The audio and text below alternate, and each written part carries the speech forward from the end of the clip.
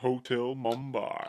Alright, so I just got back from seeing Hotel Mumbai. This is a movie that I haven't been seeing a lot of trailers for, so I went into it blind. I didn't know anything about this movie other than the fact that there was an attack, and I didn't even know that this was based on real events. So I really like movies that are based on real events. So this movie is based on the 2008 terrorist attack in Mumbai, India, where these 10 terrorists, they go to like a dozen different places, but the biggest target they hit is this, Taj Hotel. I think it's called the Taj Mahal. I don't know. I think it's just called Taj. But they kill like 170 people and injure all kinds of other people, and the nearest help was like 800 miles away. The local police couldn't do shit. They were told to stand down. They only had like a few police officers, and four of them finally stepped in, tried to do something, but they got killed and they didn't do too much. The situation in this movie reminds you of Benghazi, if you're familiar with that story. This movie is basically just like another like 13 Hours or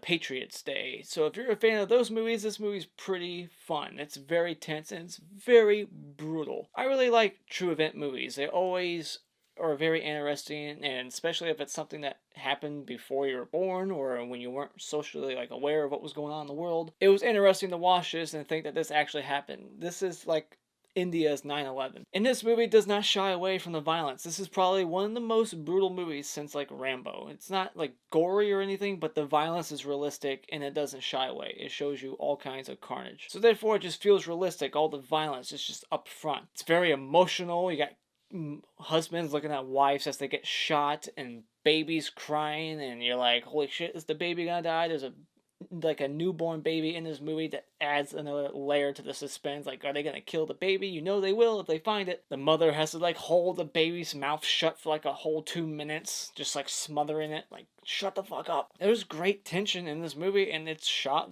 good, and there's like a really cool shot in this movie that's very tense also, where you get like this far away shot of like the main lobby, and there's like two hallways, and you got one victim, soon to be victim, coming this way, and like bad guy coming from this hall, and you just see it. We see chaos about to unfold. We're just waiting for it. Great build-up sequences like that, and an awesome elevator scene. There's lots of cool moments in this movie. The performances by all of them. Jason Isaacs from a lot of movies, but the one I know him from the most is The Patriot with Mel Gibson. He's that comic relief character. I'm glad they at least try to give you one funny, somewhat funny character. It's not over the top, but at least we get some levity in this movie, some moments of like enjoyment. It's not like miserable and like gritty and just brutal the whole time. So I like that they at least gave us one character who was enjoyable. But my little problems I had with this movie is that because it's trying to be as realistic as possible, there's so many different characters they're trying to focus on, all the events that they're trying to retell. They don't focus on them really. They just kind of just throw them in there. So you can't attach yourself to them. They're just like, all right, this is just victim A, B, and C. I don't know anything about these people other than this person has a kid, this person has a kid too, and this person has a kid. That's all I know about these people. It doesn't focus on them. It's just kind of like they're there.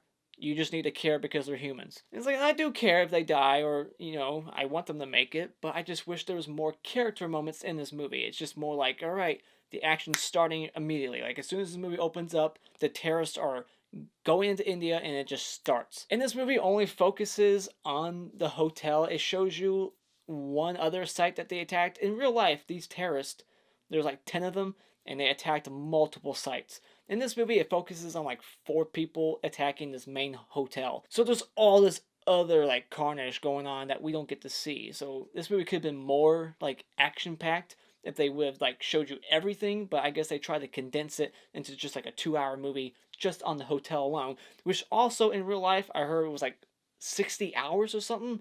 Like they had that place held up, hostages inside for like 60 hours.